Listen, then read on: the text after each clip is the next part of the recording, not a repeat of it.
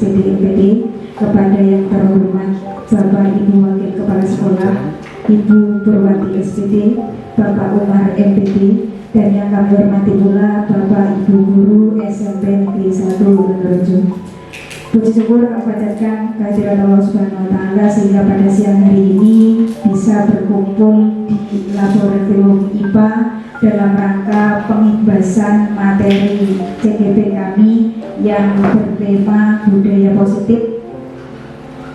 Terima kasih kami ucapkan kepada Bapak Ibu semuanya atas kehadirannya, atas waktu yang disempatkan untuk kami. Sekali lagi kami ucapkan terima kasih. Kemudian Bapak Ibu yang kami hormati, kita panjatkan sholawat dan salam juga kepada junjungan kita Nabi Muhammad SAW yang kita nantikan di syafa'atnya di yaumil akhir. Bapak Ibu yang kami hormati, adapun pada siang hari ini adalah pengembangan materi program guru penggerak dengan modul 1.4 budaya positif di SMP Negeri 1 Wonorejo. Pada kesempatan kali ini disampaikan oleh saya Umpetus Salik CGP Angkatan 4 Kabupaten Jepara. Bapak Ibu yang kami hormati, adapun pada kesempatan kali ini agendanya adalah yang pertama adalah pembukaan, yang kedua adalah tujuan dari kegiatan ini, kemudian yang ketiga adalah pemahaman dan berbagi pengalaman yang sudah kami dapatkan.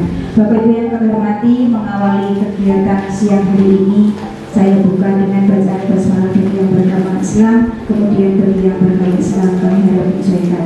Kami katakan Bismillahirrahmanirrahim. Terima kasih atas bacaan basmalah tadi. Semoga acara demi acara nanti dapat berjalan dengan lancar tanpa hambatan serta apapun.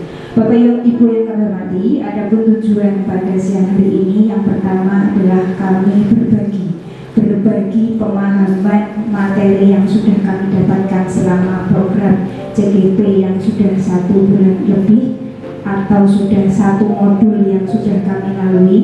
Kemudian yang kedua adalah berbagi pengalaman praktek baik yang sudah kami lakukan beberapa, yang kami ingin berbagi dengan teman-teman semua di sini. Semoga bisa bermanfaat dan dapat diterapkan sedikit demi sedikit untuk kemajuan SMP Negeri 1 Wonorejo. Ya. Adapun dalam budaya positif nantinya ada 6 materi. Yang pertama adalah disiplin positif dan nilai-nilai kebajikan universal, kemudian teori motivasi, hukuman dan penghargaan, restitusi, ada keyakinan kelas, kebutuhan dasar manusia dan dunia berkualitas, ada restitusi, 5 posisi kontrol dan segitiga restitusi, kemudian berbagi pengalaman yang sudah kami lakukan. Bapak Ibu yang kami hormati, sebelum kita memasuki pada materi untuk budaya positif, kami antarkan dulu dengan pemikiran Ki Hajar Dewantara, bahwa Ki Hajar Dewantara mengatakan adanya pendidikan dan pengajaran, bahwa dalam pendidikan itu merupakan tempat persemaian benih-benih kebudayaan dalam masyarakat, menuntun tumbuh atau hidupnya kekuatan kodrat yang ada pada anak-anak agar dapat memperbaiki laku hidupnya dan tumbuh kekuatan kodratnya agar mereka dapat mencapai keselamatan dan kebahagiaan yang setinggi-tingginya sebagai manusia maupun anggota masyarakat. Yang perlu kita garis bawahi di sini adalah menuntun, bahwa pendidikan yang kita lakukan adalah menuntun untuk tumbuh kembang anak sesuai dengan kodratnya. Kodratnya di sini adalah kodrat alamnya. Mereka anak-anak yang kita didik, mereka terdiri dari latar belakang yang berbeda-beda. Masing-masing anak memiliki keunikan masing-masing, potensinya masing-masing. Yang perlu kita lakukan adalah menuntun mereka untuk tumbuh kembang menjadi lebih baik untuk mengembangkan potensi yang mereka miliki.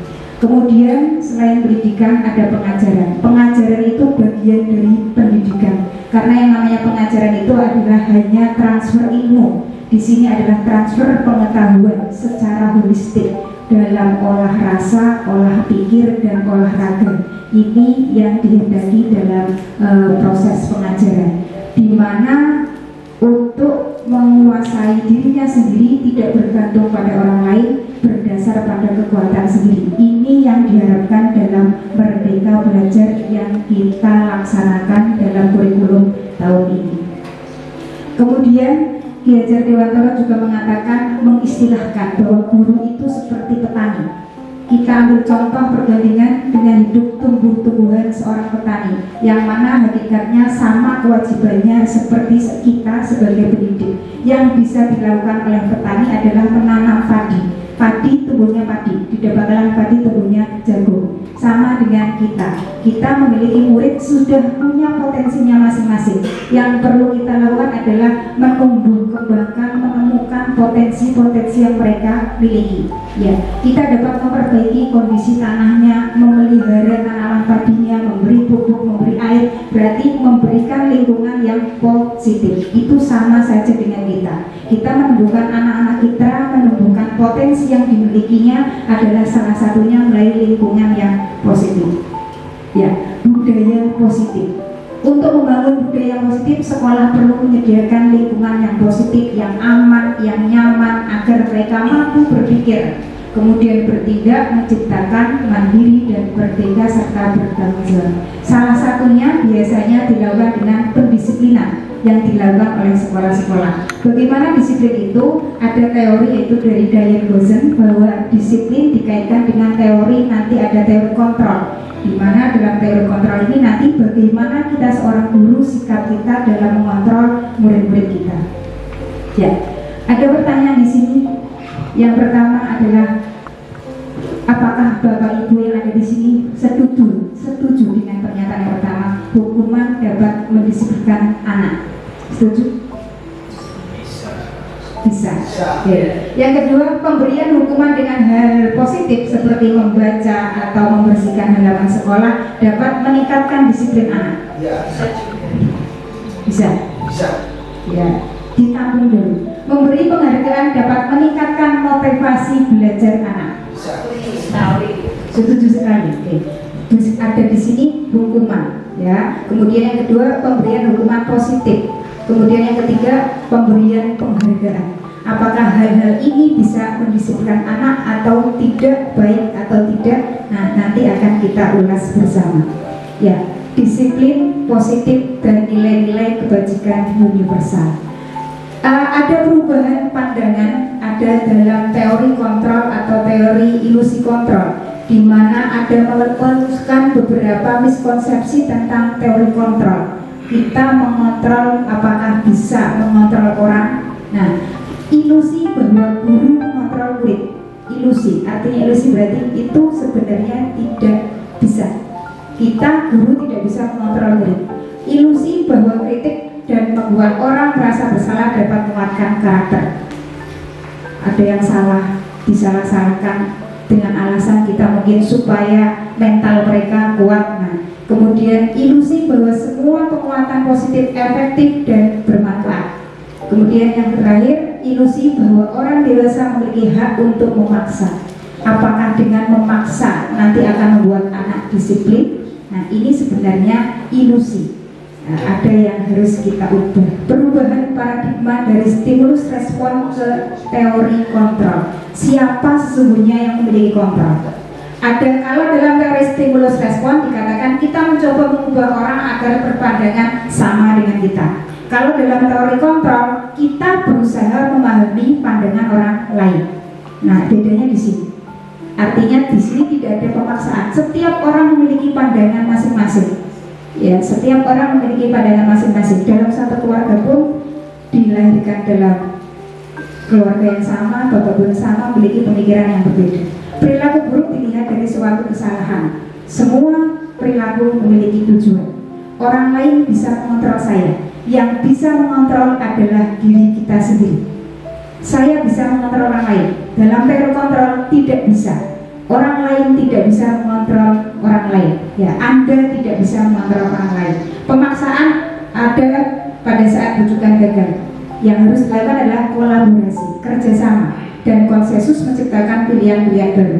Model berpikir menang kalah. Dalam respon ada yang menang, ada yang kalah. Tapi kalau dalam teori kontrol, solusinya adalah win-win solution. Tidak ada yang menang. tidak ada yang kalah, semuanya menang. Ya, tidak ada yang merasa dikalahkan. Itu adalah teori kontrol. Ya, disiplin positif menurut teori kontrol atau teori pilihan dari Dr. William Glasser bahwa Anda tidak bisa mengontrol orang lain.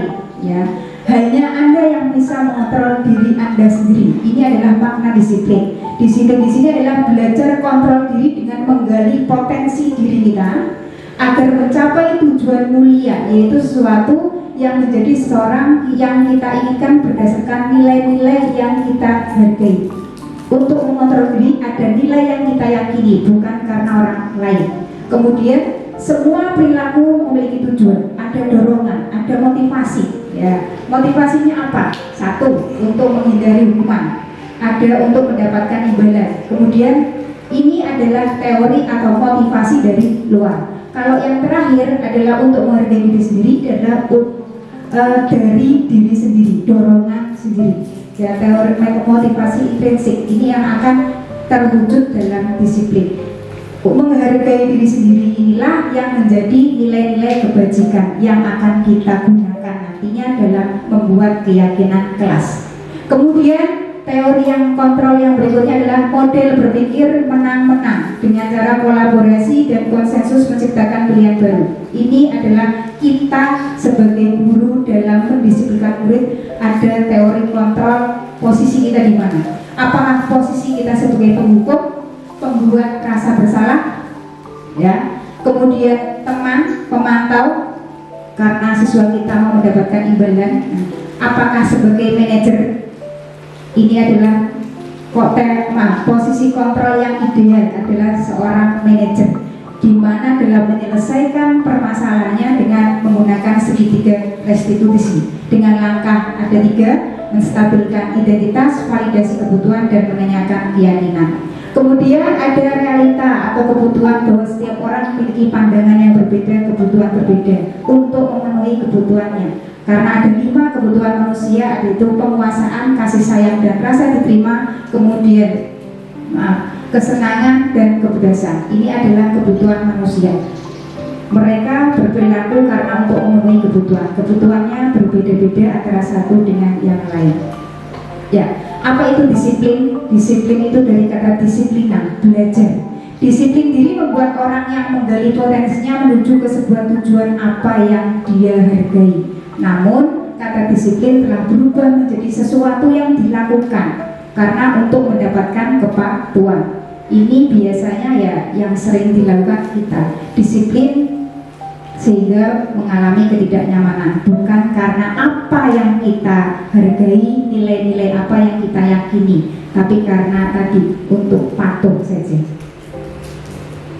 Ya, nilai-nilai kebajikan itu apa? Nilai positif yang bersifat universal. Dia tidak memandang latar belakangnya, tidak pernah memandang suku, agama, itu tidak. Itu nilai-nilai kebajikan, nilai-nilai baik. Bahwa setiap perilaku atau perbuatan itu memiliki tujuan. Tadi yang ada motivasi. Dengan memiliki tujuan, maka dia memiliki motivasi. Motivasi yang paling baik adalah motivasi yang berasal dari dalam, motivasi intrinsik. Motivasi, ketika motivasi intrinsik itu sudah terbangun, maka akan menggerakkan motivasi dalam diri anak itu untuk melakukan hal-hal yang baik. Nilai-nilai kebajikan yang kita terapkan di dalam Indonesia kita kenal dengan profil pelajar Pancasila. Apa saja Bapak profil pelajar Pancasila? Ada berapa? 5? 5 atau berapa? Ada 6, ya, yaitu beriman, bertakwa kepada Tuhan Yang Maha Esa, berkebinekaan global, mandiri, gotong royong, kritis, dan kreatif. Ada 6 profil pelajar Pancasila. Ya, ini adalah yang kita harapkan muncul dalam pembelajaran kita yang kita lakukan. Teori motivasi, hukuman, penghargaan, dan restitusi. Tadi sudah saya singgung sedikit bahwa ketika melakukan suatu perilaku itu ada motivasinya. Motivasinya ada 3, yaitu yang pertama adalah untuk menghindari ketidaknyamanan atau untuk menghindari hukuman. Apa yang akan terjadi jadi apabila saya tidak melakukannya.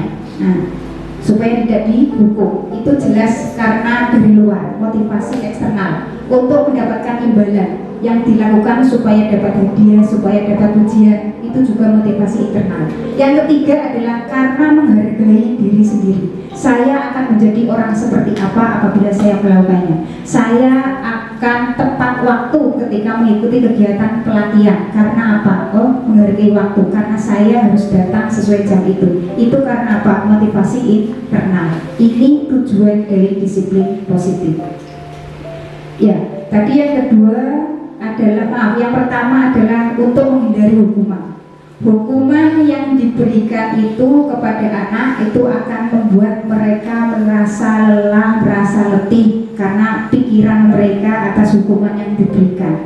Dan dengan mereka berpikir seperti itu, dengan apa yang sudah saya lakukan, mereka akan berusaha untuk menghindari rasa sakit. Fokus pada rasa sakitnya, bukan mencari solusinya apa. Kemudian Jen Gozen mengatakan bahwa mendapat hadiah atau pujian dari orang lain bisa menjadi motivasi seseorang melakukan sesuatu. Tadi yang kedua, atau teori level yang kedua, melakukan sesuatu karena pujian atau hadiah. Pujian atau hadiah bisa mempengaruhi perilaku murid. Contoh, yang dapat mengerjakan PR dengan baik nilainya 100 mendapatkan hadiah apa dari bapak ibu guru. Anak-anak mungkin berlomba-lomba untuk mendapatkan itu. Tapi kalau misalkan dia belum melakukan itu, belum mendapatkan, atau mungkin gurunya kurang menghargai apa yang dilakukan, akhirnya apa? Ada rasa kecewa. Ya, itu adalah dari level yang kedua. Lalu dalam proses pendidikan pembelajaran yang kita lakukan bagaimana? Kalau tidak dengan pujian, adalah dengan apresiasi. Apresiasi kita lakukan di mana? Di setiap akhir pembelajaran. Tidak usah diiming-imingi dengan hadiah, tapi kita melakukan apresiasi. Oh, sungguh baik nak, pekerjaanmu baik, luar biasa, hari ini sudah masuk, dan seterusnya. Itu dengan apresiasi. Kemudian kita melanjutkan, kita hubungkan dengan proses pembelajaran yang kita lakukan sekarang ini adalah kurikulum merdeka. Merdeka menurut Ki Hajar Dewantara adalah merdeka itu artinya tidak hanya terlepas dari perintah, kemudian tetapi juga cakap untuk memerintah dirinya sendiri. Ini berarti apa? Kontrol terhadap dirinya sendiri. Tadi ya, tidak bisa dikontrol oleh orang lain, tapi yang mengontrol siapa adalah diri sendiri. Kemudian restitusi. Restitusi adalah proses menciptakan kondisi bagi murid untuk memperbaiki kesalahan mereka sehingga mereka bisa kembali pada kelompok mereka dengan karakter yang lebih kuat. Restitusi juga merupakan proses kolaboratif yang mengajarkan murid untuk mencari solusi untuk masalah mereka dan membantu murid berpikir tentang orang seperti apa yang mereka inginkan, kemudian bagaimana untuk memperlakukan orang lain. Proses menciptakan kondisi murid dalam memperbaiki kesalahan. Ketika seorang anak melakukan kesalahan, tadi ya, disiplin, mendisiplinkan anak. Tadi yang pertama dengan cara hukuman, dengan cara pujian. Apakah seperti itu? Ada jalan keluar yang lain adalah restitusi. Kita menempatkan mereka ke posisi mereka yang sebenarnya dulu seperti apa. Kemudian cari solusinya apa. Nah, daripada kita menghukum, tapi ini adalah untuk mencari solusi masalah mereka dengan tetap berpegang teguh pada nilai-nilai baik yang mereka yakini apa. Ini untuk restitusi. Restitusi memiliki ciri-ciri yang pertama bukan untuk menebus kesalahan, namun untuk belajar dari kesalahan, memperbaiki hubungan, tawaran bukan paksaan, menuntun untuk melihat ke dalam diri, mencari kebutuhan dasar atas mendasari tindakan. Tadi setiap tindakan, setiap perilaku itu ada motivasinya, ada alasannya. Dia melakukan kesalahan, alasannya apa?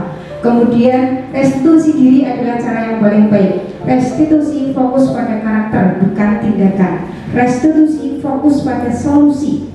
Nah, setiap kesalahan ada alasannya, harus dicarikan solusinya. Nah, tidak hanya dihukum saja, tidak, tapi fokusnya pada solusi. Restitusi mengembalikan murid yang berbuat salah pada kelompoknya. Artinya ketika seorang murid itu berbuat salah, biasanya dia merasa kecewa, malu, dan seterusnya. Tetapi dengan nanti langkah-langkah restitusi yang digunakan dalam penyelesaian masalah, nanti anak akan distabilkan dulu untuk identitasnya. Dia tidak akan merasa bersalah supaya bisa kembali ke kelompoknya dengan lebih baik. Ya, berikutnya adalah keyakinan kelas. Apa itu keyakinan kelas? Sebelum tahu apa itu keyakinan kelas, kok tidak peraturan kelas saja? Ada beberapa pertanyaan. Yang pertama, mengapa kita memiliki peraturan harus menggunakan helm bila mengendarai kendaraan roda 2? Kenapa? Keselamatan.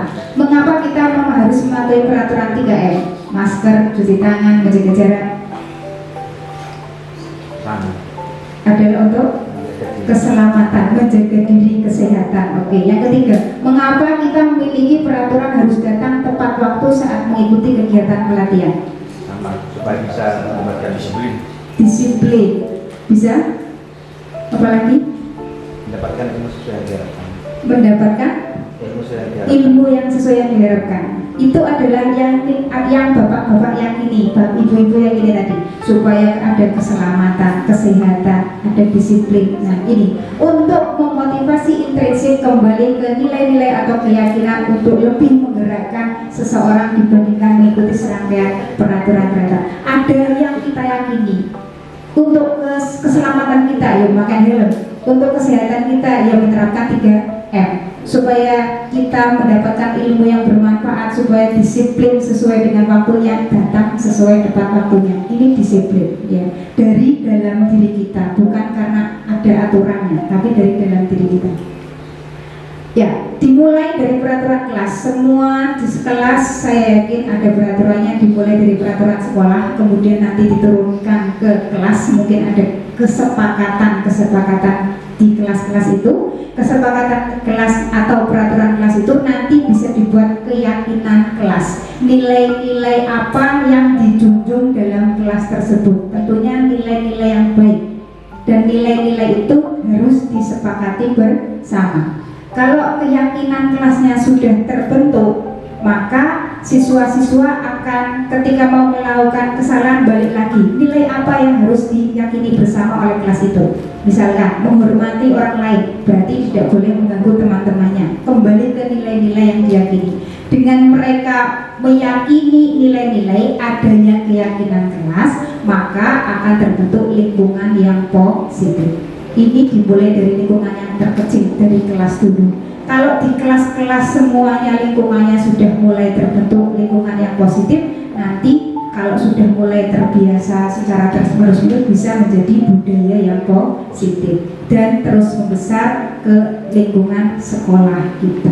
Dimulai dari yang terkecil dulu.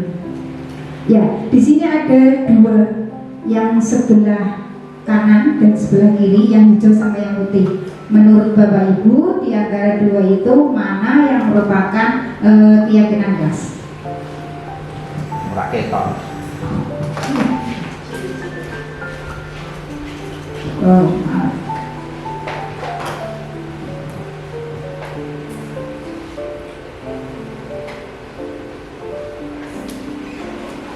Anak mau dari guru pembela kayak ini. Mas, aduh ini bulan. Ini yang hijau sama yang putih. Menurut Bapak Ibu yang mana yang termasuk dalam keyakinan kelas? Yang sebelah kanan atau yang sebelah kiri? Kalau yang sebelah kanan, kesepakatan kelas, datang tepat waktu, menjaga kebersihan, berdoa, aktif, tertib. Kalau yang sebelah kiri ada kami guru dan murid saling menyayangi, kami murid semangat belajar, kami murid berdiri dengan teman-teman. Yang kanan apa yang kiri? Kiri. Monggo Pak Umar, bisa disebutkan alasannya. Monggo Pak.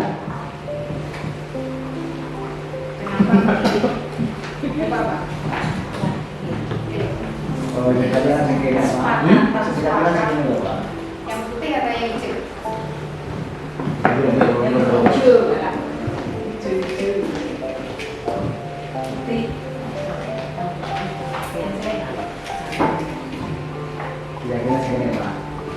hijau? Yang hijau itu datang tepat waktu mengucapkan Kedisiplinan. salam. Ya. Kalau yang putih itu kami guru. Ini satu kesatuan, satu kesatuan. Iya, maksudnya tak maksudnya dulu.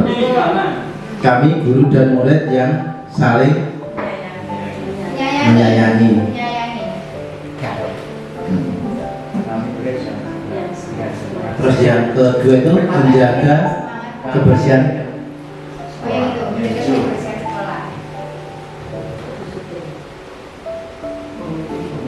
Ya, yang Ya, kalau saya pilihan. pilih yang kiri gitu ya. Kenapa? Datang tepat waktu itu kan kesepakatan supaya apa ya, anak-anak menghargai waktu, mengucapkan salam. Mengucapkan kesepakatan. Ya udah, berarti yang iya, iya, yang putih. Iya, ya yang putih. Kami guru dan murid yang saling menyati. Kami murid yang semangat belajar. Jadi ketika murid memiliki semangat, semangat berarti ginohnya belajar kan ada tinggi. Kami murid yang peduli dengan teman, berarti kan sesama teman saling menghargai, menghormati, sehingga disiplin kondisi situasi kelas akan jadi nyaman. Itu ya. Berarti yang putih kesepakatan putih kelas itu. Terima kasih waktu yang berikan pada saya. Kalau saya pilih yang putih dulu karena yang pertama kata menyayangi, semangat, dan peduli itu semuanya bersumber pada hati. Maka itu bersumber pada keyakinan, sehingga kesepakatan kelas yang berkaitan dengan keyakinan itu saya memilih yang putih. Matur nuwun. Tangan untuk Pak Juwadi. Terima kasih atas jawaban yang diberikan dari Pak Umar dan Pak Juwadi. Kita sepakat ya bahwa yang keyakinan adalah yang putih, ya yang putih yang di sebelah kiri. Nah itu adalah ada nilai-nilai yang tadi sudah disebutkan oleh Pak Juwadi. Ada saling menyayangi, ada semangat, kemudian ada peduli. Nah itu adalah nilai-nilai yang kita yakini bersama, bahwa yang namanya keyakinan kelas adalah nilai-nilai kebajikan berupa sifat-sifat positif manusia yang bertujuan mulia untuk dicapai oleh setiap individu, bersifat universal tanpa memandang suku, bahasa, agama, ataupun latar belakang budaya. Bapak Ibu, ini ada beberapa soal, bukan soal, belum. Ya, ada peraturan dan ada keyakinan. Itu bedanya peraturan dan keyakinan. Kalau peraturan selalu kembali ke tempatnya. Misalkan ada kata selalu kembalikan buku ke tempatnya, berarti nilai yang kita yakini di situ adalah dengan kata itu adalah kita harus bertanggung jawab. Dilarang mengganggu orang lain, berarti nilainya adalah menghormati orang lain. Hadir di sekolah 15 menit sebelum pembelajaran. Komitmen, disiplin saya. Dilarang melakukan kekerasan, menghormati orang lain. Dilarang menggunakan narkoba ataupun rokok, berarti karena kesehatan. Bergantian atau menunggu giliran. Nah, menghormati orang lain, bersabar, menggunakan masker, jelas untuk kesehatan, keselamatan. Jangan berlari di dalam kelas atau koridor untuk keselamatan dan untuk keamanan. Ya, selanjutnya adalah hukuman, dihukum oleh penghargaan. Dikatakan tadi oleh teori motivasi perilaku yang kedua adalah karena melakukan sesuatu karena imbalan. Sebenarnya imbalan itu iming-iming tadi tidak baik digunakan. Itu sebenarnya adalah hukuman juga. Karena pengaruhnya ada pengaruh jangka pendek dan jangka panjang. Dia melakukan sesuatu karena ada sesuatu yang lain. Motivasinya masih ekstrinsik di luar ya. Kemudian penghargaan menghukum, mengurangi ketepatan, tidak efektif, merusak hubungan, menurunkan kualitas, mematikan kreativitas, dan di sini jelas mengurangi motivasi intrinsik yang ada dalam diri seorang anak. Ya. Di sini ada tindakan, kemudian ada hukuman atau konsekuensikah dari tindakan yang kita lakukan. Hukuman dan konsekuensi. Saya yakin Bapak Ibu bisa membedakan antara hukuman dan konsekuensi. Mencatat 100 kali di dalam buku kalimat kertas temannya, berarti dia harus mengganti kertas tersebut. Ketika dalam pelajaran olahraga masih hubungannya dengan fisik, bisa dijadikan konsekuensi atas apa yang dia lakukan. Nomor 5 Bu, kalau nomor 5 konsekuensinya apa? Yang tidak pakai sepatu hitam. 1, 2, 3, 4. Kaitannya dengan sepatu. Sepatu. Yang sepatu, Konsekuensinya apa? di sini adalah hukuman ya. Murid disuruh untuk tidak mengenakan sepatu seharian di sekolah karena tidak mengenakan sepatu hitam. Di sini termasuk dalam hukuman. Ya. Sebelum saya menjawab, ada Bapak Ibu yang bisa menerangkan, memberikan tanggapan. Kenapa kok di sini masuknya hukuman bukan konsekuensi? Dan pertanyaan saya, konsekuensinya apa? Ya, sekarang konsekuensi itu apa dulu menurut Pak Raul yang panjenengan ketahui? Konsekuensi yang sebagai timbal balik dari apa yang dia lakukan. Kalau hukuman yang memang dia dihukum, Sanksi. Karena sanksi. karena salahnya, Ya. salahnya kalau itu kan timbal balik dia keliru ini, dia harus mengganti yang ini, itu konsekuensi. Terima kasih. Yang namanya hukuman tadi betul yang sudah disebutkan oleh Pak Jody, hukuman itu adalah sanksi atas apa yang dilakukan. Kalau konsekuensi adalah hal yang dipertanggungjawabkan atas apa yang dia lakukan. Di sini adalah ketika dia tidak menggunakan sepatu seharian, tidak disuruh tidak menggunakan sepatu seharian di sekolah karena tidak menggunakan sepatu hitam, dimasukkan dalam hukuman. Sepengetahuan saya, sepemahaman saya, karena di sini anak nantinya tidak menggunakan sepatu. Ketika anak tidak menggunakan sepatu, dikhawatirkan dengan keselamatan yang dia lakukan ketika dia berjalan ke sana kemari. Lalu bagaimana? Diperbolehkan untuk menggunakan sepatu warna putih hari itu saja. Atau kalaupun sekolah sudah menyediakan sepatu lain, bisa dipinjamkan. Karena itu hubungannya tadi keselamatan anak ketika ada di dalam sekolah. Seperti itu menurut saya. Mungkin ada teman yang bisa menambahkan atau mau lanjut. Seru ini karena ini kan terjadi di sekolah, maka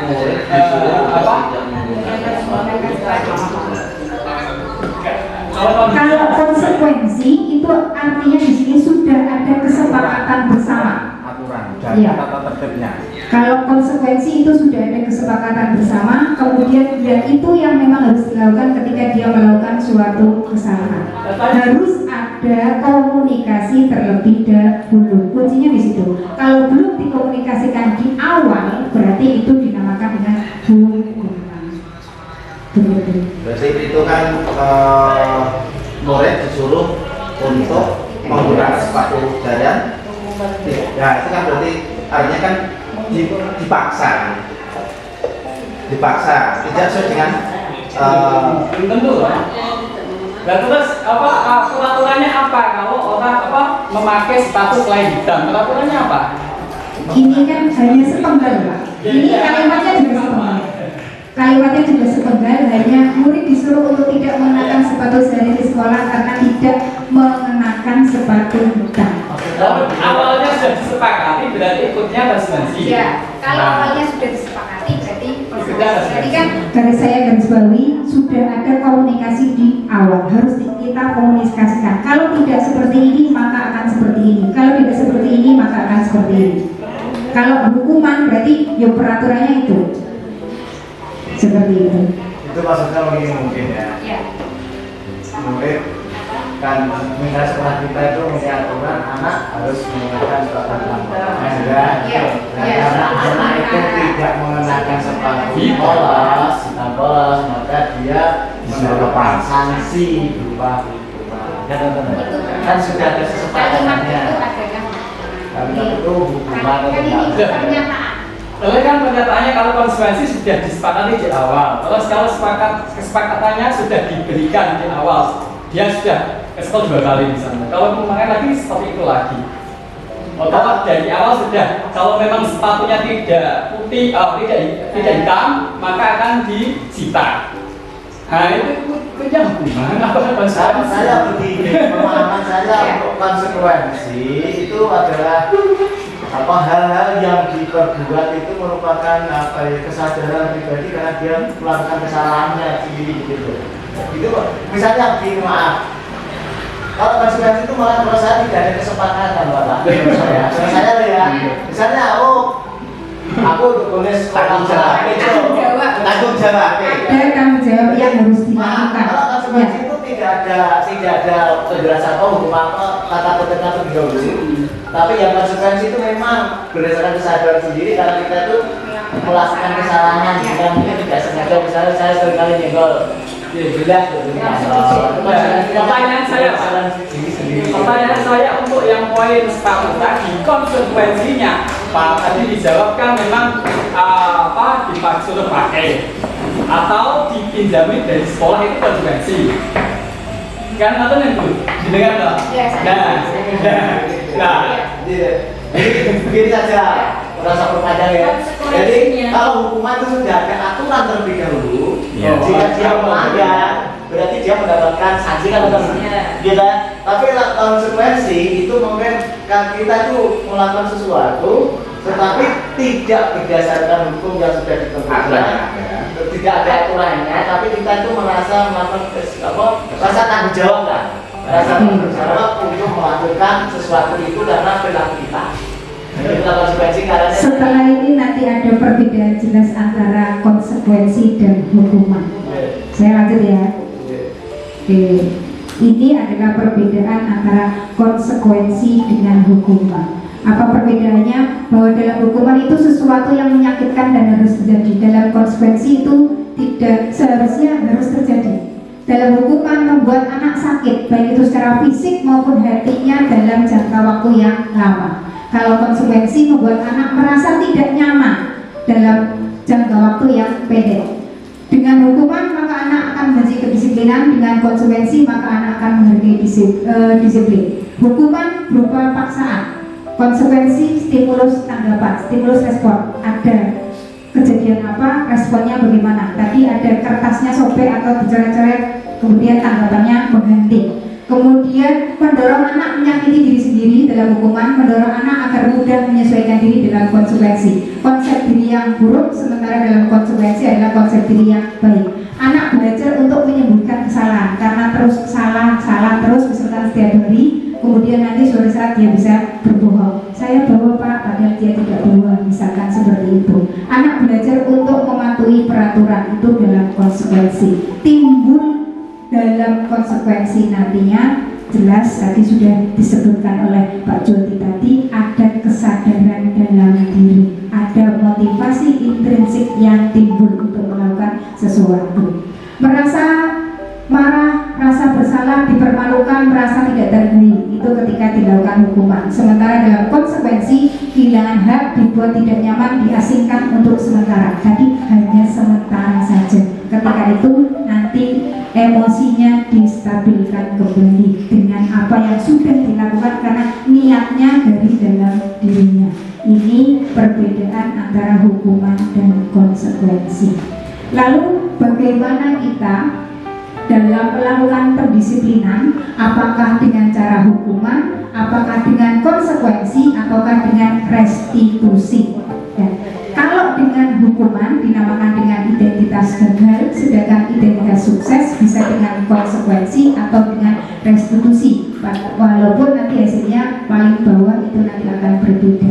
Hukuman sesuatu yang menyakitkan, konsekuensi sesuatu yang harus terjadi, sementara dalam restitusi adalah suatu pilihan. Tapi kalau hukuman dan konsekuensi sudah, mungkin saya fokus di restitusi. Menguatkan untuk murid atau anak dalam jangka waktu yang panjang, murid atau anak mendapatkan penguatan, korban mendapat ganti, masalah terpecahkan, murid belajar untuk bertanggung jawab untuk berperilaku, sementara dalam konsekuensi memerlukan monitoring secara terus-menerus. Dalam hukuman, sistem tidak akan berjalan bila murid tidak takut. Kemudian dalam restitusi, fokus pada pemecahan masalah dalam jangka panjang, sementara dalam konsekuensi membantu penerapan mengikuti peraturan dalam masyarakat. Dalam hukuman berlaku hanya pada sebuah institusi, tidak berlanjut pada kehidupan nyata. Peraturannya adalah ini, maka kamu harus ini. Peraturannya adalah pakai sepatu hitam, maka kamu harus pakai sepatu hitam, misalkan itu. Apa peraturannya? Misalkan ketika anak tidak mau pakai sepatu hitam, ditanya dulu, ada komunikasi yang terjadi. Apa peraturannya? Mampukah kamu melakukannya? Nah, itu pada konsekuensi. Kalau restitusi, kita balik terhadap nilai-nilai yang diyakini. Apa yang kamu yakini ketika menggunakan sepatu putih? Apa yang kamu yakini? Betul tidak dengan yang dia lakukan? Apa yang bisa kamu lakukan untuk memperbaiki masalah ini? Nah, ada komunikasi pada restitusi. Murid anak akan membenci peraturan, sementara dalam konsekuensi adalah murid anak akan menghormati. Dalam restitusi, murid anak akan menghormati dirinya dan orang lain. Ini dalam perbedaan antara hukuman, konsekuensi, dan restitusi. Ya, berikutnya adalah kebutuhan manusia, bahwa setiap manusia ketika berperilaku karena memenuhi kebutuhan, yaitu ada 5 kebutuhan untuk bertahan hidup: survival, cinta dan kasih sayang, ada kebebasan, kesenangan, dan kekuasaan. Misalkan ada anak di kelas rame terus, nah dia sebenarnya ingin apa? Ingin diperhatikan, ada cinta dan kasih sayang yang kurang, ingin diperhatikan, itu contohnya. Ya. Lalu kita dalam melakukan pendisiplinan tadi, kita masuk dalam posisi kontrol yang mana? Apakah sebagai penghukum? Apakah pembuat orang merasa bersalah? Sebagai teman, pemantau, ataukah manajer? Sebagai penghukum berarti menggunakan hukuman secara fisik maupun verbal. Pembuat merasa bersalah biasanya guru akan bersuara lebih lembut. Teman, memposisikan dirinya sebagai teman untuk mengontrol muridnya. Monitoring dengan pemantau. Manajer di sini dengan dia ada respon, menunjukkan tanggung jawab guru dalam posisi terakhir. Manajer adalah posisi mentor di mana guru berbuat sesuatu bersama dengan murid, mempersilakan murid untuk bertanggung jawab terhadap perilakunya, mendukung murid agar menemukan solusi atas permasalahan yang dia hadapi. Ini secara jelas tabel dari 5 posisi kontrol. Ketika guru berbuat menghardik, menunjuk-nunjuk, menyakiti, itu adalah posisi penghukum. Ya, membuat orang merasa bersalah, seharusnya kamu seperti ini, ibu kecewa sama kamu. Nah, itu adalah posisi merasa bersalah.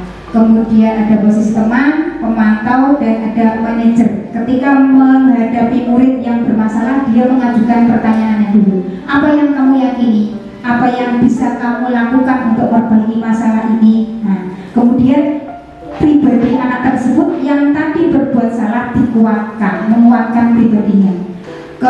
Kaitannya dengan dunia berkualitas untuk posisi penghukum. Kemudian pembuat orang bersalah posisi 1, 2, 3, 4 ya. Murid meletakkan guru sebagai orang yang sangat penting di dunia berkualitas. Ketika dia sudah mencapai kita di posisi manajer, maka murid akan meletakkan dirinya sebagai individu yang positif dalam dunia yang berkualitas. Tadi karena ada menstabilkan identitas anak, kesalahannya apa, kita tanya, kemudian solusi apa yang dia akan munculkan. Kita memberikan waktu untuk mereka berpikir. Dampak pada murid ketika posisi kita adalah menghukum, biasanya murid akan mengulangi kesalahan.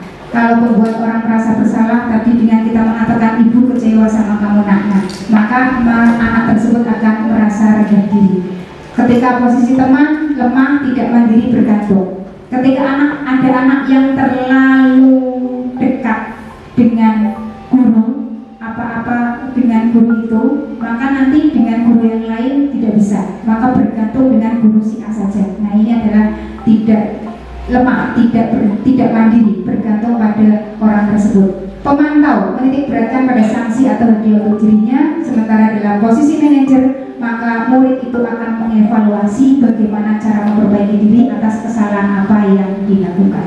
Dari 5 posisi ini, kira-kira Bapak Ibu sudah ada di posisi mana? Apakah Bapak Ibu sebagai penghukum, pembuat orang merasa bersalah, sebagai teman? Kadang-kadang ada di satu posisi 1, 2, 3, 4. Iya, idealnya ya. Dari 5 ini idealnya apa? Adalah manajer. Nah, ya idealnya adalah manajer.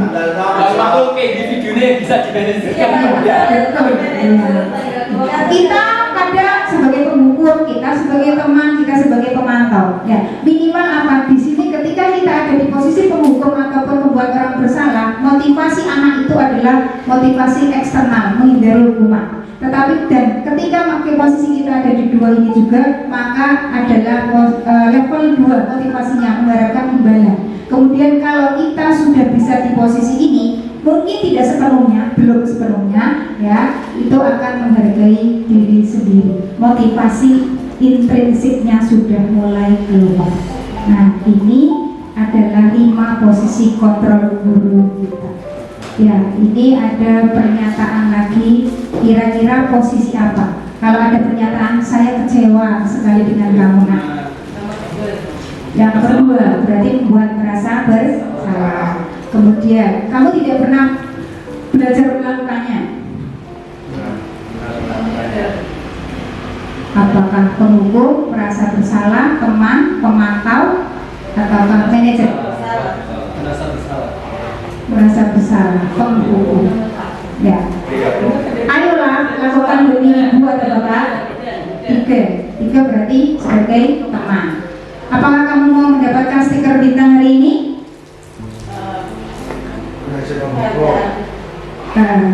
Berarti pilihannya tadi ada penghukum, kemudian pembuat orang merasa bersalah, teman, pemantau, dan manajer. Adalah pemantau, ya. Bagaimana kamu bisa menyelesaikan masalah ini? Manajer. Kamu selalu yang paling terakhir. Adalah penghukum, ya.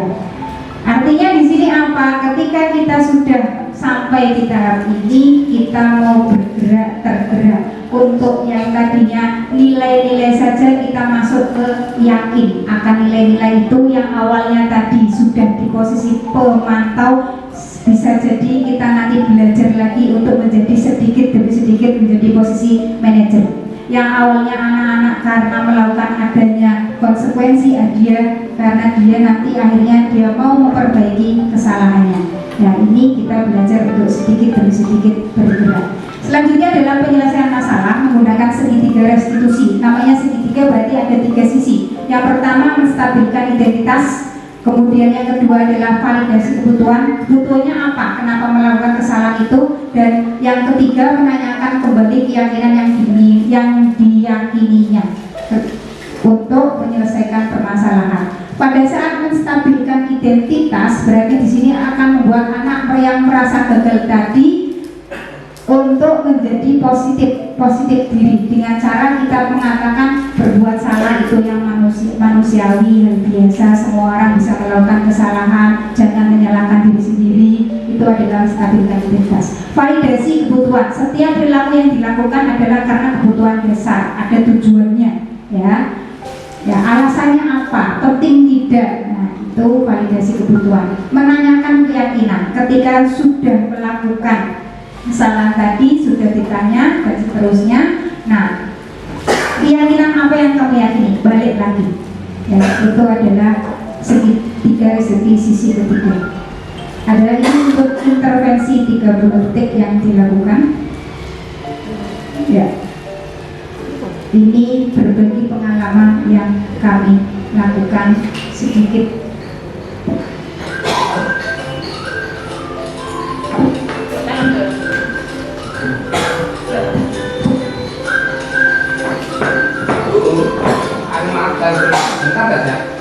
Ini kayaknya Sampon, saya tahu tidak. Tadi saya kasih tahu sudah jam 2 lebih berapa menit? 5.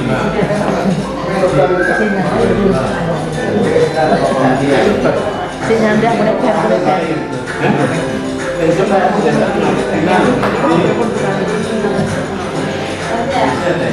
Ya, ini adalah kasus yang pertama di dalam kelas mengantuk. Langkah yang pertama.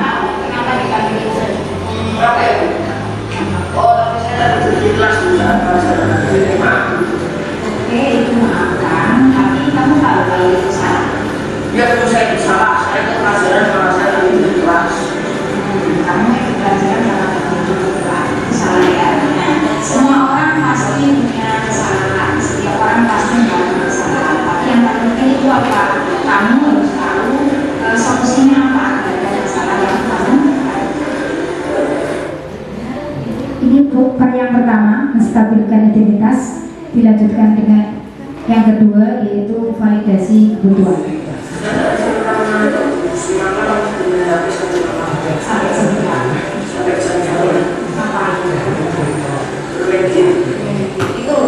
Dia melakukannya karena kesenangannya untuk bermain game sampai malam.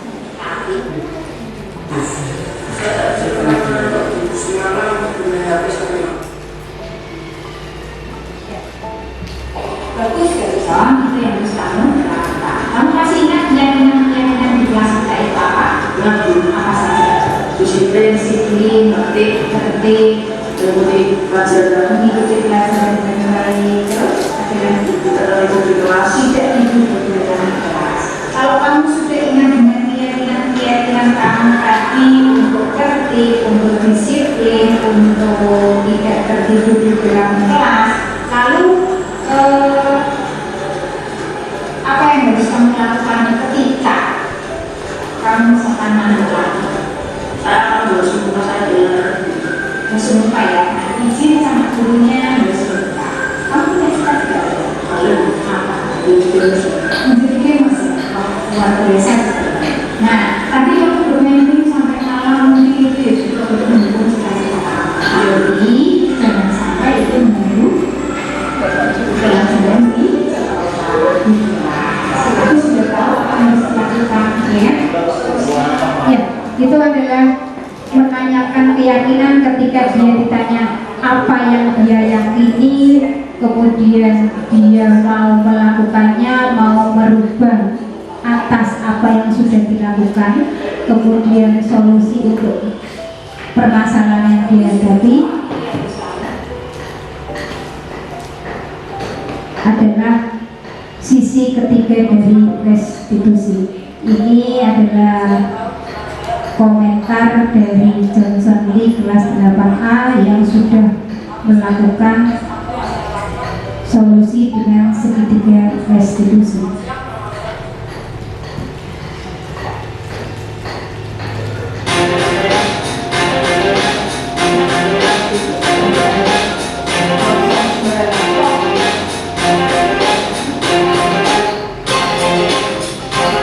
Ya, Bapak Ibu, kalau ada permasalahan seperti ini bagaimana? Ya, membuang sampah sembarangan begitu saja.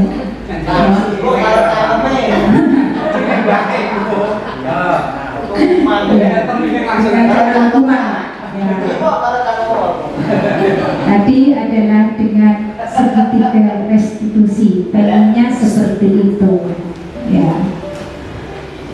Lanjut adalah ya keyakinan kelas yang sudah kami lakukan. Untuk membuat keyakinan kelas, saya harapkan teman-teman di sini yang wali kelas ataupun tidak yang wali kelas, sebenarnya guru mapel juga bisa, adalah kita membuat keyakinan kelas, nilai-nilai yang diyakini di kelas tersebut untuk bisa diyakini bersama sehingga bisa menjadi kesepakatan dalam kelas tersebut. Yang pertama adalah tanyakan pendapat murid-murid, misalkan kelas kalian pengennya seperti apa? Ya, mimpinya kelas kaliannya mau seperti apa? Kelas yang disayangi oleh guru, kelas yang ketika mengikuti pembelajaran dengan baik, tenang dan seterusnya, semua harapan impian mereka ditempel. Ya, kemudian yang berikutnya adalah untuk mencapai kelas impian tadi itu apa yang mereka lakukan, apa yang harus dilakukan. Ada yang menuliskan banyak sekali macam-macamnya di sini. Ini masih umum. ada yang menuliskan tidak boleh, dilarang dan seterusnya. Semuanya ada yang sama, semuanya menuliskan. Kemudian lanjut dari penulisan tadi ternyata ada yang sama dan ada yang berbeda. Yang sama dijadikan satu. Ya, yang sama dijadikan satu. Kemudian yang berikutnya adalah hindari untuk membuat suatu keyakinan kelas, hindari penggunaan kata jangan, penggunaan kata dilarang. Kita menggunakannya kata-kata yang positif. Ya. Kemudian ditempel semuanya. Ketika ada yang sama cukup satu saja. Ya, ini adalah contoh keyakinan kelas 8E yang sudah dibuat bersama dengan kesepakatan dari siswa-siswa dan gurunya. Kemudian ditandatangani, ini ditandatangani adalah sebagai bentuk komitmen, bentuk kepemilikan bersama, kemudian bisa ditempel di kelasnya masing-masing sebagai nilai-nilai yang diyakini bersama untuk menjaga kebersihan, memakai pakaian rapi dan bersih, berdoa dan seterusnya. Ya, keyakinan kelas ini perlu dilihat secara teratur. Artinya ketika ada perubahan mungkin bisa dilakukan perubahan. Ketika ada yang perlu ditambahkan mungkin bisa ditambahkan di awal tahun pelajaran atau ketika ada saat murid yang tidak melakukan sesuai dengan kesepakatan sebelum menjalankan aktivitas baru atau ketika masuk setelah sekolah libur panjang telah usai. Bapak Ibu yang kami hormati, ini demikian materi pemimbasan baik pengalaman yang saya bagi sebelumnya adalah bisa saling berbagi atau misalkan ada teman yang belum dipahamkan mungkin bisa saling berbagi untuk kita bersama. Tanggapan, pertanyaan monggo dipersilakan. Pertanyaan, salah. Ya, terima kasih waktu yang diberikan kepada saya. Begini Bu, kalau saya biasanya awal tahun pelajaran untuk pelajaran bahasa Indonesia saya membuat komitmen dengan siswa. Tapi maaf, menurut saya sifatnya memaksa kepada anak. Yang pertama, saya selalu mengatakan begini: ketika jam pelajaran saya pelajaran bahasa Indonesia kalian berada di dalam kelas, itu wajib mengikuti apa yang saya sampaikan. Itu. Jika kamu tidak siap, silahkan di luar. Yang penting tidak terlihat oleh mata saya. Gitu. Nah, dengan hal itu artinya apa?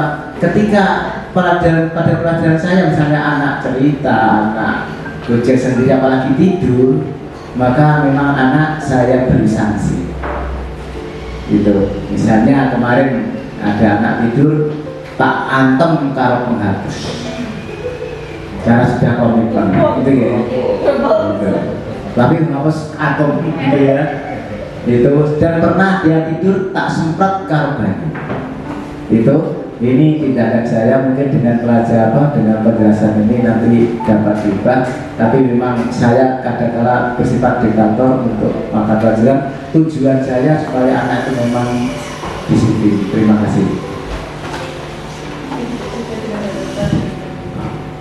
Terima kasih pengalaman yang luar biasa oleh salah satu guru senior di SMP Negeri 1 Benerojo. Ya, pendisiplinan anak tadi, ya Pak ya, pendisiplinan anak tadi kalau dari Pak Juwadi menyampaikan apa yang sudah dilakukan oleh Pak Jody dengan tadi sudah ada posisi kontrol, ada 5, 1 penghukum, 2 merasa bersalah, membuat merasa bersalah, 3 teman, 4 pemantau, 5 manajer. Dari Pak Juwadi sendiri kita refleksi, Pak Juwadi ada di posisi mana? Iya, sementara di situ. Ya, sementara di situ. Anak melakukan sesuatu karena apa? Takut dihukum. Ya kan Pak? Takut dihukum. Artinya ketika dia melakukan tidak bergurau, dia mengikuti dengan baik ya karena takut dihukum oleh Pak Jody tadi. Motivasinya karena dari luar. Dengan tadi sudah diberikan seperti ini, semoga bisa ada perubahan yang terbaik. Saya hanya dipeseni Pak, kurangi fisik, jangan ada hukuman fisik ketika dengan anak. Ini tidak ya sudah umum ya Pak, sudah umum dibicarakan di mana-mana. Hubungan fisik verbal juga sama. Ini adalah untuk kita semua sebagai pembelajaran tadi. Kita sebagai guru, kita ada di posisi yang mana? Idealnya memang manajer, tapi tidak menutup kemungkinan suatu saat kita jadi penghukum, kita jadi teman mereka, kita jadi pemantau. Ya, tapi lebih baik ya harapannya adalah kita di posisi manajer. Ada yang lain, Bapak Ibu? Bapak Umar. Tidak fisik akan ngomong terus. Seperti itu. Apa? Anak seperti apa kita dekati? Itu yang harus kita lakukan. Maka kita belajar ya. Ya alhamdulillah mungkin selama ini mungkin di tahun-tahun ini mungkin saya tidak dicap oleh guru galak. Mungkin kenapa? Saya selalu menggunakan pendekatan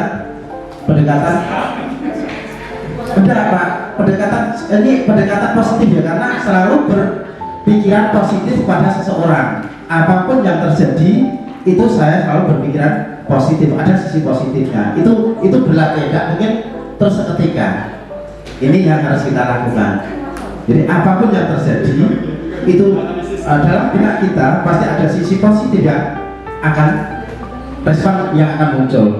Maka kita nanti mulai bisa berlatih, termasuk yang selama ini kan terkadang mungkin ya saat kita mengambilkan anak terkadang muncul kalimat atau kata-kata itu juga terkadang kurang kontrol. Nah itu juga kita mulai berlatih, mungkin seperti itu. Terima kasih. Terima kasih, tepuk tangan untuk Pak Umar. Ya, pengalaman yang luar biasa berbagi dengan Pak Umar tadi. Dia sudah belajar menempatkan dirinya untuk selalu berpikir positif. Ketika kita berpikir positif terhadap suatu masalah, menghadapi seseorang, insya Allah feedbacknya juga akan baik, akan positif. Kemudian dari yang Pak Umar sampaikan tadi mengatakan, sudah saya garis bawahi bahwa setiap anak memiliki potensinya masing-masing. Setiap anak memiliki kodratnya masing-masing, ada latar belakang berbeda-beda. Mereka melakukan perilaku dan seterusnya karena ada dasarnya, ada kebutuhan yang harus dipenuhi. Tetapi kadang cara memenuhinya kurang betul, kurang baik. Ya, terima kasih Pak Umar atas berbaginya. Selanjutnya, monggo Bu Endah.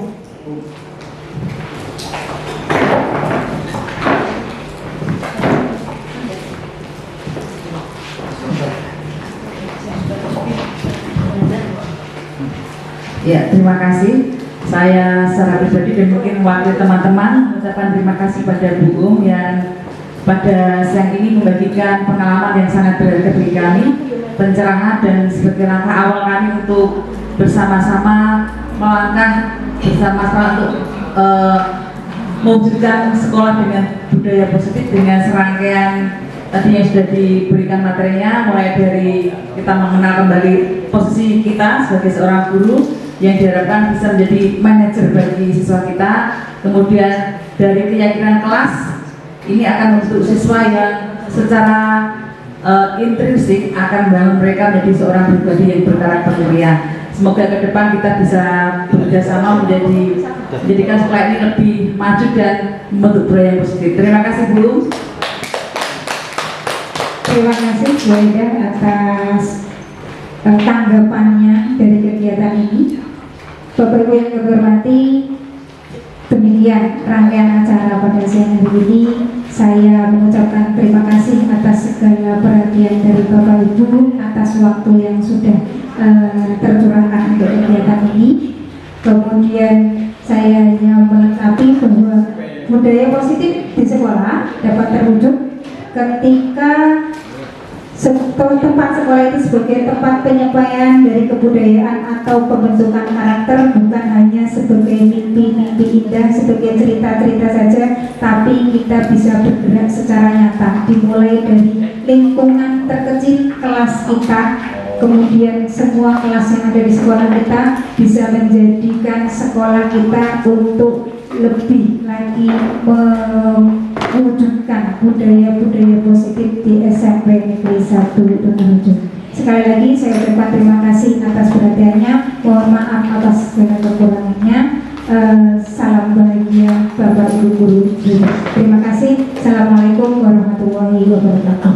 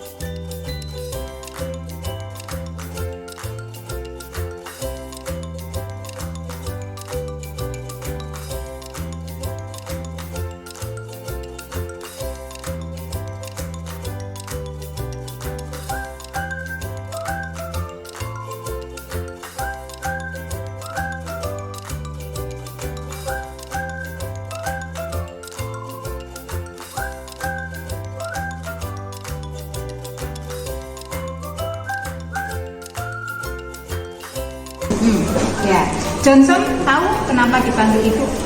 Apa ya Bu? Kenapa? Oh, tadi saya tertidur di kelas Bu saat pelajaran. Iya. Maaf Bu.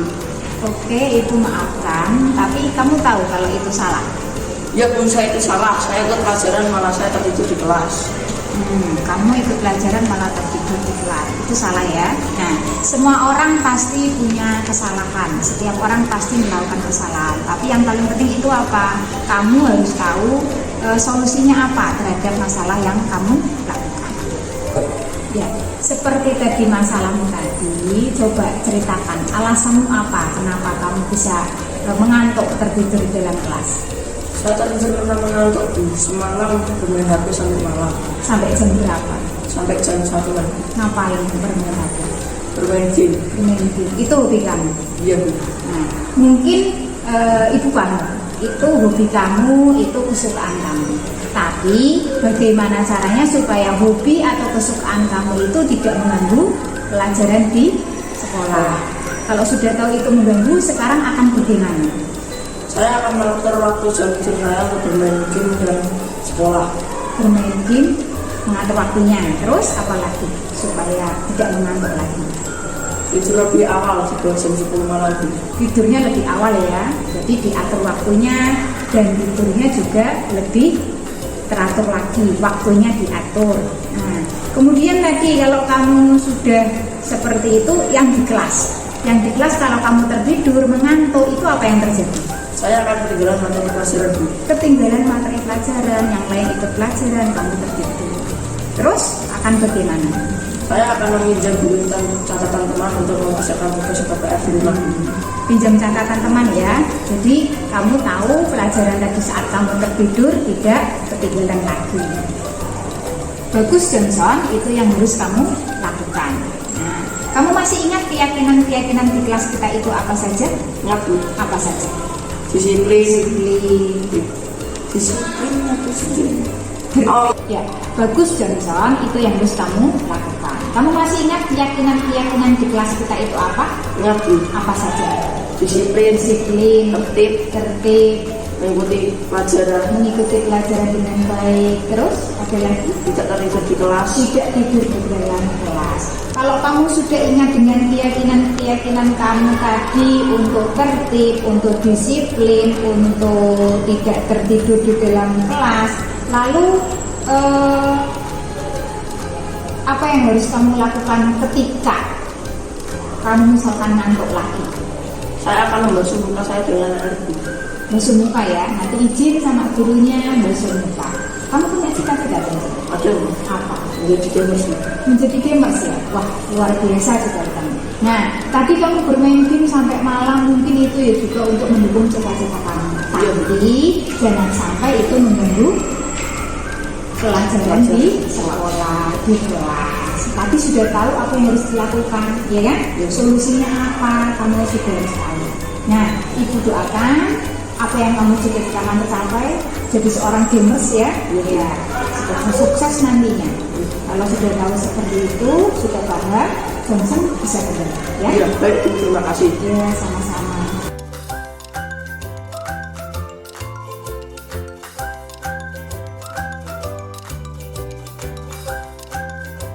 Ya, masuk.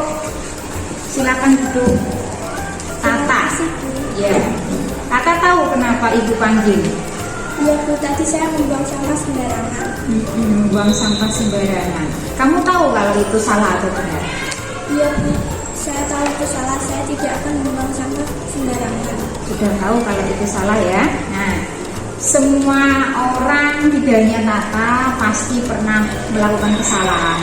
Tadi membuang sampah misalkan ya. Semuanya mungkin pernah membuang sampah sembarangan. Tapi yang penting apa sekarang? Yang penting adalah Tata tahu kalau itu salah dan bagaimana solusinya kalau itu salah. Ya, coba ceritakan alasannya apa kok bisa membuang sampah sembarangan? Saya malas saja mencari tempat sampah lagi. Dua, tidak ada yang melihat. Tidak ada yang melihat, kemudian tidak ada tempat sampah, kan ada tempat sampah. Sekarang gini, kalau tidak ada tempat sampah di terdekat kamu, apa yang akan kamu lakukan? Saya akan membuang sampah pada tempatnya dulu. Terus kalau misalkan belum ada tempat sampah, sampahnya bagaimana? Saya akan mencari tempat sampah terdekat dan membawa sampah itu. Iya, sampahnya dibawa dulu ya. Sampahnya dibawa dulu, cari tempat sampah. Betul. Nah, seperti itu. Yang bisa mengatur siapa? Yuk kamu sendiri mau buang sampah di mana? Sampahnya mau diapakan, ya kan? Yang bisa mengatur kakak sendiri. Nah, kalau sudah seperti itu, kamu masih ingat keyakinan di kelas kita yang kita sepakati bersama? Ingat Bu, Apa saja? tata tertib dan menjaga kebersihan. Kata tertibnya menjaga kebersihan, tertib ya, tertib, menjaga kebersihan, betul. Itu yang sudah kita sepakati bersama. Lalu apa yang akan kamu lakukan selanjutnya untuk keyakinan-keyakinan tadi? Dengan kamu tahu keyakinan kelas itu adalah tertib, menjaga kebersihan, apa yang akan kamu lakukan? Saya akan berusaha mengikuti keyakinan kelas itu. Saya akan berjanji tidak akan membuang sampah sembarangan. Saya akan membuang sampah pada tempatnya. Sudah tahu ya. Nah, kamu sudah yakin bahwa harus membuang sampah pada tempatnya. Kamu tahu kalau kita membuang sampah pada tempatnya itu tentunya akan baik untuk lingkungan. Lingkungannya jadi bersih, jadi indah, kamu belajarnya jadi nyaman, ya kan? Nah, semua orang pasti menyukai kebersihan. Kakak suka dengan kebersihan? Iya. Nah, kan kalau dengan kebersihan kita semuanya nyaman untuk bekerja, gitu ya.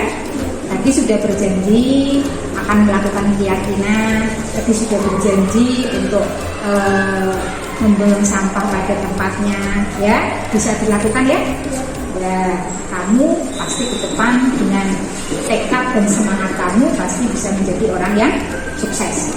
Apalagi kamu cewek ya, nah, pasti suka kebersihan, suka keindahan, harus dijaga. Itu ya. Terima kasih kakak, bisa kembali ke kelas. Iya Bu, terima kasih. Sama-sama.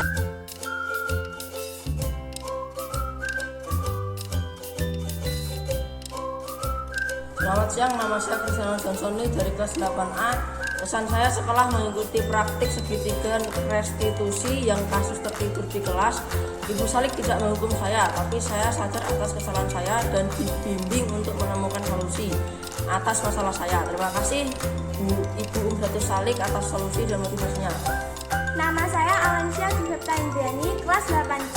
Pesan saya setelah mengikuti praktik segitiga restitusi dengan kasus membuang sampah sembarangan, Ibu Salik tidak menghukum saya, tapi saya sadar atas kesalahan saya dan dibimbing untuk menemukan solusi atas masalah saya. Terima kasih Ibu Umdatu Salik atas solusi dan motivasinya.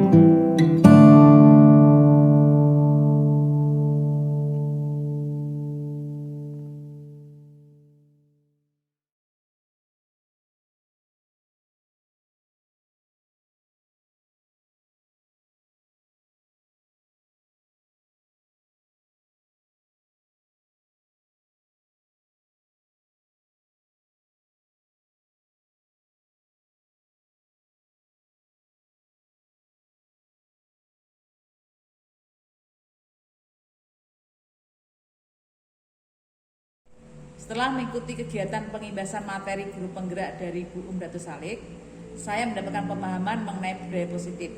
Di dalamnya berisi perubahan paradigma, posisi kontrol, kebutuhan dasar manusia, hukuman, penghargaan, dan restitusi. Hal tersebut membawa pencerahan bagi saya. Harapan saya, SMP Negeri 1 Benerojo dapat melaksanakan sebagaimana yang dipaparkan oleh Bu Datu Salik. Dan pengembangan karakter siswa dapat terbentuk melalui budaya positif di sekolah. Terima kasih Bu Datu Salik, maju terus.